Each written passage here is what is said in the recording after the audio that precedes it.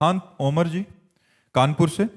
महाराज जी, जैसे इस संसार में धन से हम सभी वस्तुओं को खरीद सकते हैं, क्या नाम रूपी धन से भी कुछ भी खरीद सकते हैं? हाँ, खरीद सकते हैं, भगवान को खरीद सकते हैं। सुमेर पवन सुत पावन नामू, अपने बस करी राखे रामू। भगवान राम के नाम के प्रभाव से हनुमान जी ने राम जी को अधीन कर लिया। भगवान कहते हैं ऐसा नाम जपने वाला भक्त मुझे बेचे सो बिक जाऊं। नाम में इतनी सामर्थ्य कि आप भगवान को खरीद सकते हो। ना इतना तप में सामर्थ्य है और न किसी और साधन में। नाम में सामर्थ्य है कि नाम रूपी धन देकर प्रभु को आप ले सकते हो। यही तो हम कर रहे हैं, जितने साधु महात्मा यही तो कर रहे हैं। भगवान का नाम रूपी धन एकत्रित करते हैं, उनके चरणों में समर्पित कर देते हैं, तो भगवान अपने आप को समर्पित कर देते हैं।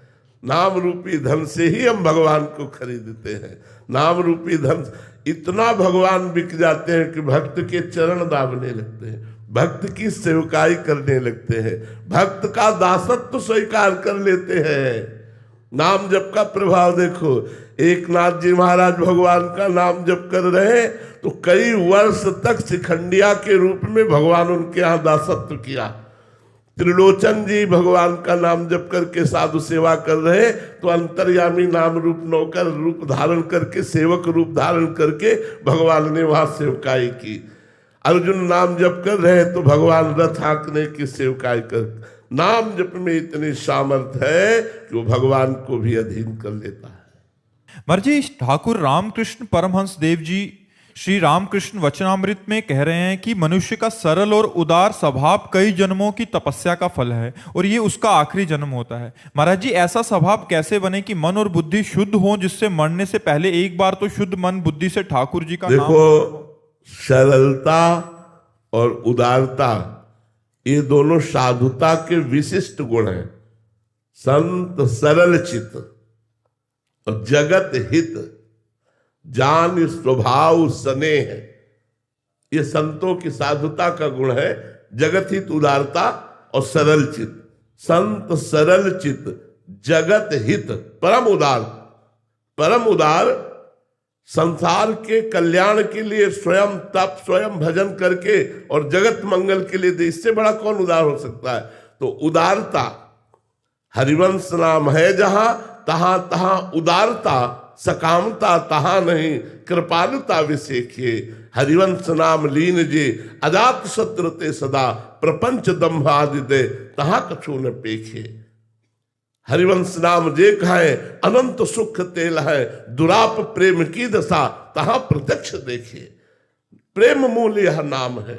जब भगवान का नाम जप करोगे और संतों का संग करोगे, भगवान की लीला कथा सुनोगे, भगवान की लीला कथा का गायन करोगे, तो ये भागवतिक सद्गुण है। जो सरलता और उदारता है ये भगवान के गुण है, इसीलिए संतों में आ जाते हैं।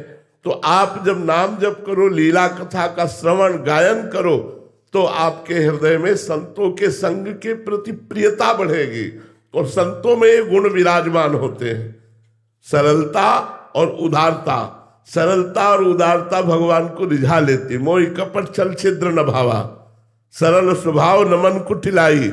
ये बहुत जरूरी है। कपट छल आदि का, दोष दर्शन आदि का त्याग सरलता सहजता से होता है।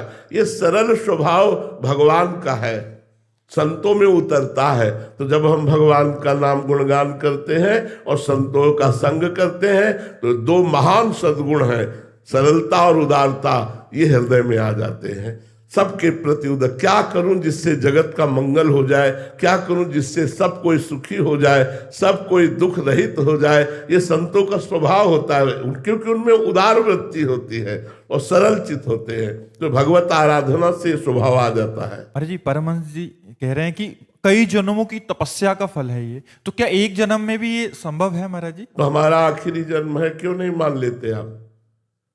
कई जन्मों से हम तपस्या कर रहे, तब मुझे मनुष्य शरीर मिलकर के साधु समागम मिला, क्यों नहीं मान लेते कि हमारा आखिरी जन्म है?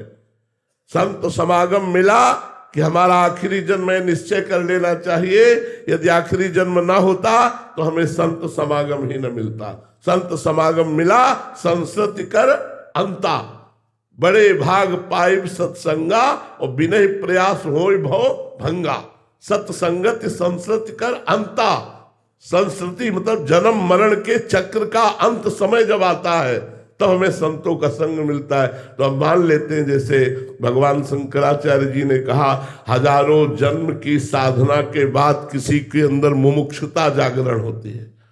जैसे शास्त्रों में आया कि बहुजन्म के जब पुण्य एकत्रित होते तब भक्ति लाभ होता है। ये सब हो चुका, हमारे बहुत जन्म हो चुके, हजारों जन्म हो चुके, हमारी तपस्या हो चुकी, इसीलिए हमें वृंदावन धाम में संत समागम मिल रहा है। अब हम इसी जन्म में भगवान को प्राप्त करेंगे, ऐसा मानना चाहिए।